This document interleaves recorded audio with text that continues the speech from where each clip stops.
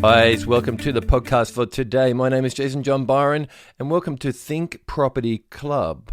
Now, what is Think Property Club? Think Property Club is a website, obviously, thinkpropertyclub.com.au, where I can share with you my tips and advice on property investing. And this is all about making income through property. So there's many different ways you can buy property, but if you do acquire multiple properties, what you want to try to do is have enough income coming in those properties so that it is paying off the mortgage. So what that means is that the rent coming in is more than your repayments, right? That's what we call income producing properties. What this does is it gives you cash flow for life. It's one of the angles that you can use, and that's what I'm here to talk to you a little bit about today. First off, I like to kind of get into my history. Where did I come from? How did I become an experienced property developer and investor today? And how did I become a coach and mentor? Well, like anything, it all starts with that situation that you put yourself in, where you need something, you're looking for something, things aren't going exactly as you expected in life, and you're looking for something more. Okay, so I think that's how you've got to look at any type of property. It is security, but at the end of the day, what it does is it gives you something that is actually worth something of value. Now, I'll go back when I first started out, and leaving school. Okay, let me go back to school. Went to a great school. It actually had a military component to it, so that was really cool. I really enjoyed the whole discipline of that military component. I did not go into the army because I probably could have, because I was probably trained pretty heavily through that school training. But what I did is I went into the family and son business, and I loved it because my dad did it, and it was actually a pretty cool job, or most people think it's a pretty cool job out there, and that is as a cameraman. Now, as a cameraman, my job was to film football. I started when I was actually 14 years old. Now, once you do quite a bit of filming of that one particular thing, you get very good at following people automatically. It's almost like driving a car sometimes, right? Where you automatically, you might not even be paying attention, you're still following what's going on. So I left school and went straight into father-son business. It was pretty cool. People think, oh, yeah, cameraman's a pretty cool job. What they don't really understand too much is it looks cool, but there's a lot of hours involved in it.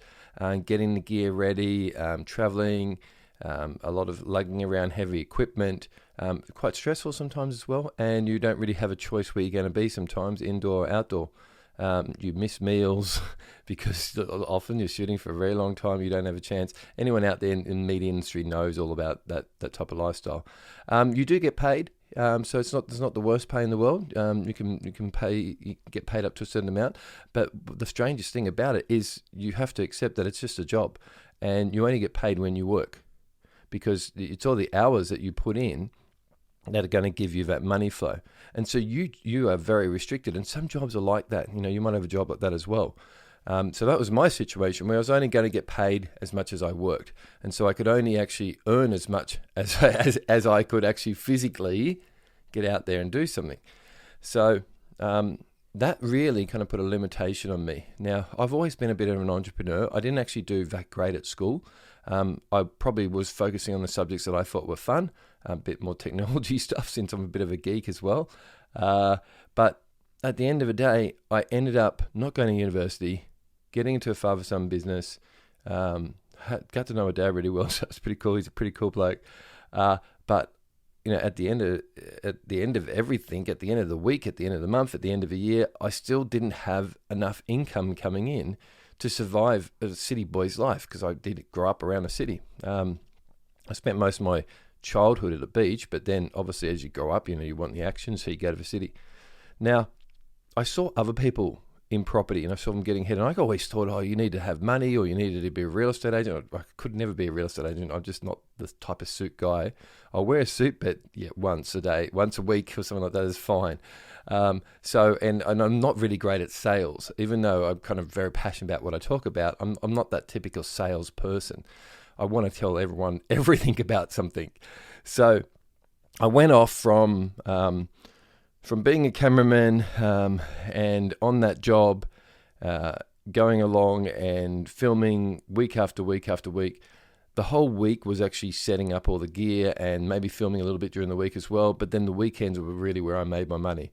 So it was a bit of a rushed around lifestyle. Like I said before, because you don't earn enough money, right? You don't have enough income coming in on a regular basis. You tend to go to credit cards because a credit card says, look, you work hard. You actually got some money. You do have an income coming in. So what happens is that this is a way for you to get those chunks of things, the things that you want at the moment. You can get the credit card and you can go spend $5,000, have what you want to have now. And the problem about that is that you never end up paying it off because you just end up paying off the interest. And everyone who has a credit card or been in credit card debt knows about that. So you spiral into this whole thing of, hey, I can earn some money. I've got money coming in, but I can never earn enough to buy the things that I want. And you never save really either. So that was my situation. Now, getting into the property thing, how did that all happen? Well, totally by accident. I actually had a few friends of mine that I saw that didn't work that much and used to go to the beach and have days off, and they'd kind of hang around my work sometimes because they were a bit bored. I go, what are you doing? And they'd go, oh, well, I've actually got some property, and the property brings me in income, so I don't have to do it. Well, how'd you get into property? Oh, it's a bit of a long story, bit of a, luck here and there, and but I could never really understand when they started talking about loans and how do you save up money. Like I can hardly save up $3,000. How am I going to save up enough money?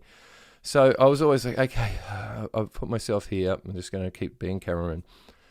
Then, because I was a cameraman, it was quite strange. There was another guy called Gary. And Gary calls me up one day and he goes, Jace, I got a really big problem. And he's kind of like really panicking. And I'm like, yeah, Gary, what's the matter? Did you break a camera or what happened? Are you sick? What's up, mate? And he goes, I can't film this event, and I've been booked for it, and I've double booked myself. I told someone I could do this, and the other person I could do this, and that same date, and I don't want to let them down because you know what it's like as a cameraman. If you lose a job, you lose your income. And so that's exactly what happened in his situation. He said, and I said, well, where's the game? Where I've got to film it? He goes, it's not a game, Jace. It's these events where these people are entrepreneurs, and they get into property, and they have their jobs, and they buy stuff. And they buy property, and it's all property education, basically, Jason. That's what it is. And there's a lady, she's quite fast on the stage. She walks back and forth on the stage, and we just got to shoot her, and that's it. And I was like, oh, okay, yeah. But why are you coming to me? It's because, Jason, you're a good cameraman. You're the best person I know. Like, yeah, but Gary, I've got jobs on this weekend. How could I possibly do it? And he goes, I don't rely on anyone but you, Jace, because I need this person in shot. If they go out of shot, it's like TV, it's going to look crap. So what's it going to take? And I went, well, Gary, I don't film indoor stuff. I've never done that before. And that's the type of person I was. I didn't take risks. I didn't do new things that I hadn't done before. I just didn't believe in myself. And I just thought, hey, this is what, like, what do I call it? When you're boxed in, your mindset is, this is all I do. And someone else does that. But no, that's not what I was born to do. And Gary said to me, look, Jace, if you can get out of what you're doing right now, I'll give you $50 more than what you're going to earn on a weekend. And you know what? I was kind of like, no, I can't do it. I'm too scared to go and film someone like that. What if I stuff up? I don't know those people, that's not what I normally do. But that $50 extra was like, I need to get Rego coming up pretty soon. And so I said to Gary, yeah, okay, yeah. I don't know why I'm saying yes, but for some reason I'm doing it. And he goes, okay, good. Okay, well, this is where you got to go. And then you turn up early and you've got to wear a tie and suit and everything. I'm like, oh, hang on, Gary. I'm like, look, okay, all right. I'm sure I can bring my old school tie. So I go and film this event. So I'm at this event and I'm filming this person. And with football, you watch the event, but I'm never going to be a football star. I'm a lanky, skinny guy. I'm tall, which is even worse because, you just fold in half as soon as you get hit. And so, and now I'm in a different place and I'm filming someone talk about money and about how to invest and all the different ways. And what really amazed me were the secret ways. I'm like, I've never heard that before. What is that? So all these things kind of came out. I'm filming and I'm listening. I'm going, this is not too bad. But remember, Jason, you're the cameraman. I'm at the back of the room filming. That's what you're meant to do. So I just got on with my filming. But it was funny because when I went and filmed football, I didn't really.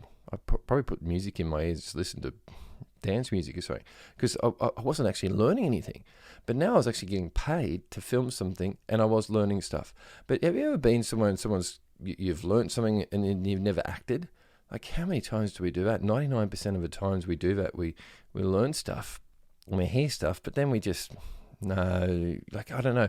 And it's not us. It's a subconscious behind us saying, hang on, be safe. That's something different. I don't know everything about that. I'm confused, so don't do it. And that's the situation I was in. I was actually filming these speakers on a bit of a, probably, 4 or 5 a year. So it wasn't a regular work. But I was filming them for over 3 years. And I don't like to really admit that, because 3 years of filming, and I'm hearing all this stuff about how I can get into real estate with no money. And seriously, there was plenty of examples of people doing that. How I could start to partner up with other people who had money. All these different techniques and ways that you could get into real estate. And I'm just filming it, and then I come back and I'd have to edit it. So there's more hours of my time sitting in front of a computer, at night time, hungry, wanting to go to sleep, but having to finish this edit of this person that I just filmed for 3 days. So it was always going in my head over and over again, and I'd keep hearing the thing. And by the end of it, I kind of did know exactly what to do. I knew it because I'm editing it again. I was a trust, and this interest-only loan, and this PPR, and like I'm actually the guru in my mind of knowing all the terminology and all this type of stuff. But you don't learn until you do it, until you act, until you put yourself in that situation. It's basically useless information for you. You'll know it, but you're not acting on it. So what's the use of having something and not using it? If you don't use it, well, you don't get any benefit out of it. So after the 3rd year, I'm starting to hear something, and I'm starting to get a little bit peeved off, because my credit cards weren't getting any better. They were still going bad. I was sick and tired of renting, because it's always the neighbours, and you're always looking at your paycheck and going, oh, there's $700 out this week, great. My friends are buying houses, first home loan grants, that type of stuff. Not all of them, I should say. Out of the 10 friends I had, one of them did, and then I knew another guy that did. But they were, and it would kind of seem stressful for what they were going through. They were very emotional about it. It's got to be perfect for themselves, and they actually put themselves in a lot of debt. And I'm like, well, actually, the house repayment is actually more than what I rent for. So why are you doing this? And this is going to cost this, and all this type of situations. And you'll have to do your tax returns on time and all this type of thing. But they went and did it, and they secured the property there. But it actually was quite harsh from what I remember them trying to pay the repayments, and they didn't come out on weekends and this type of stuff. So then what happens is, but I'm looking at my situation, I'm going, my wage hasn't changed in 10 years. I've been actually doing a job now for 20 years. Yeah, and it was, because I started at 14 years old. I'm now 34, and I'm thinking, God, where's the future for me? And I'm looking every time I go to these events, I'd see these people, police officers, teachers, even cameramen. There was another guy that was a cameraman that was getting into it a bit. And there were all different strategies. But the one thing, they'd figured out how to get into real estate and not have it cost them money, how they would make money out of real estate without being a real estate agent. And I was just amazed by that. A lot of people are when they go to these conferences and had a look. A lot of my friends would always bag it, you're rich bastards, or, conference junkies and all that type of stuff. Because if you don't know something, what's the first thing you do? If you don't know something about it and you see something, you only think you don't know anything about it, so your only thing is to give the opposite to it, which is bag it out.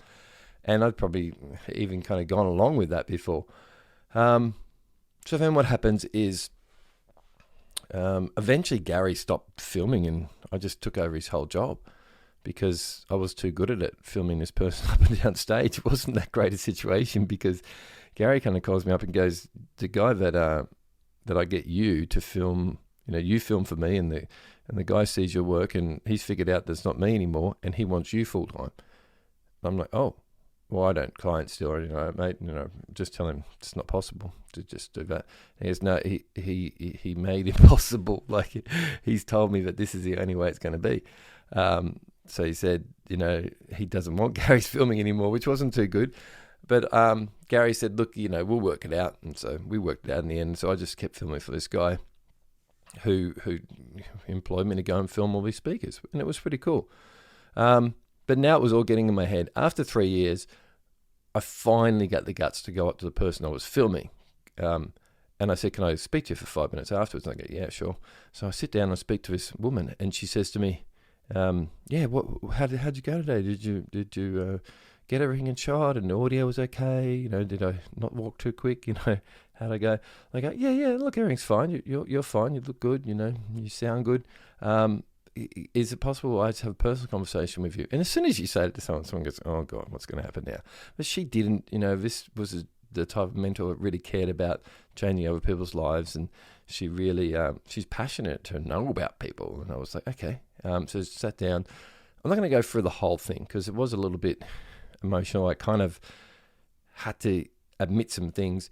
But the basis of it was, I said, well, all the stuff these people do, do you reckon I could ever do that? And the first thing she said to me was, no, you can't do that.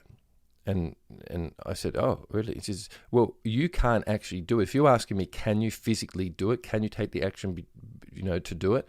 Well, no, you cannot until you tell me that you want to do it. So if you ask me, do you think I can do it? Then just the thinking isn't good enough.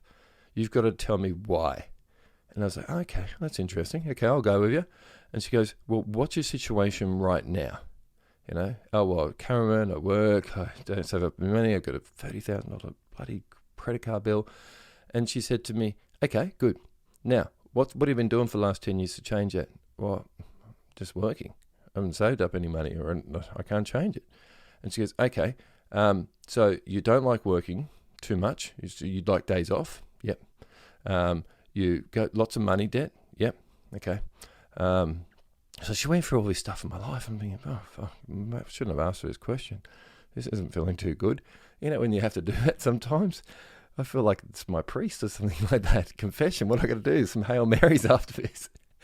But anyway, that's fair enough because she had to get down to the crux of the problem for me to be able to see, well, what was the solution going to be? So she said, well, what have you tried to change it? Oh, well, I tried this thing, tried working here and that didn't work out. And I tried buying lottery tickets, that didn't work out.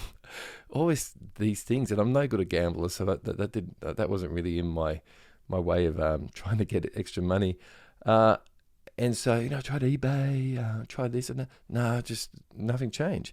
So Jason, the things you're kind of doing have all been in one direction of, it's trying to do more of what you already know. And it's not working for you. So is that right? And I go, yes, that's right. And she goes, okay, well, now you've found that, what you've got to just now understand that what you've been doing and trying to make work for years after years after years is not working. So you've got to go in a totally different direction. It's like Robert Frost, 2 roads diverged in a narrow wood. Which one did you take? Because if you just keep going down that same road and nothing changes, why don't you turn off? Oh, well, it's scary to go that other road. I don't even know what's going on over there. Okay, fair enough. But if it's not serving you and it's not getting to you where you've got to go, then you've got to have a serious look at your situation and go, why am I doing this? So the only thing that will help me was by admitting that what was my problem, what I'd done, and then what are the things that I have to, what are the things that I want? So I came back, she said, okay, now that you've done this, what do you really want? I want to pay off my credit card. Good. I want to get out of renting. I'd love to save up a deposit for a home. Okay, good. I'd love to get married one day. I'd like to, have a nice holiday. I'd like to buy a new car. I'm really like a car that was mine, not a company car, Okay, so these are all the things she said to me. And I was like, okay. Now we know what you want, she said. How are you going to get it? If you keep doing those things that you've done and nothing's changed, then you need to admit yourself that you're not going to do those things today. You're going to stop. You're going to stop progressing from there and you're going to do something totally different. Now, real estate is something you didn't learn. Your parents didn't teach you. You don't have many friends doing it, but you've seen how it's changed these people's lives from things that they were doing before that didn't work for them before and they're doing this now. And she said, it's actually a pretty cool thing to be in real estate because you're creating homes for people. And she doesn't think there's anything better that you could be doing than that and giving someone security. So you've got to get over the whole thing that's a rich man's game and that, you need lots of money to be able to do it. There's many people out there that are using real estate in many different ways to be able to give themselves income, to be able to change their life. They haven't done it before. So I was like, okay, well, I understand that. Yeah, I'm keen to do it. But how do I get started? He said, well, first off, you've got to just say to yourself every day, the things that you want, and what are you going to do to make sure that you're getting closer to those things that you want. So I said, okay, yeah, I'm in agreement now. So if I want to change my life, I've got to stop doing the things that I'm doing now. I've got to look for opportunity out there of things that I could be doing. She said, yeah, because when you actually are in your mind adamant that there's an opportunity there and you're going to go grab it, you're not going to wait around, that's when things change. But if there's so much opportunity out there and you're not even contemplating it, or you're contemplating the same thing that you're doing right now in the same direction and it's not getting you where you go, you've got to go a different direction. So straight from there, I just, life changed. And I said, yeah, I agree. Yeah, this makes sense. Thank you very much. He said, yep, okay, well, obviously you're going to have to find someone else to film now, because you're going to be coming and learning. You're going to be sitting down, taking action, and going out and doing what all my students do. And I said, well, if it will get me what I want, she goes, it will, but you've got to be sure of it. And so I'm still not 100%. She said, look, that's fair enough. You can think about it. But also, I want you to think about people out there that are successful. Do they sit around and think about it, or do they just do it? If they're an athlete, or who do you look up to? Even my dad was the type of guy, he didn't sit around, he just did it. And people get ahead are the people that don't think about it, that know where they're going and do it and don't wait. And I look at the mentors today, Anthony Robbins, I look at all these type of people out there. Would they, if they had an opportunity in front of them to change their life, would they just sit around and think about it? No, they just do it. These people are, famous athletics out there, people who are athletes. Do they just sit around and wait for the perfect, situation, the perfect things, the perfect day? No, they just do it. This is the thing. And I was like, yeah, okay, well, look, if I want to be successful, then I'm going to follow that other trait, and that's exactly what I did. So I got off the camera and started learning about real estate. And everything changed from that point on, because I'd said yes to now. Yeah, 2 times. I'd said yes to Gary to film something that I hadn't filmed before, that got me closer to her. And then I'd said yes to her that I was going to actually spend some money on myself, spend some time on myself, and work out a way to get out of what I was doing and spending my time on something that wasn't going to get me to where I was, and then start doing stuff that did. So that was how I got into real estate.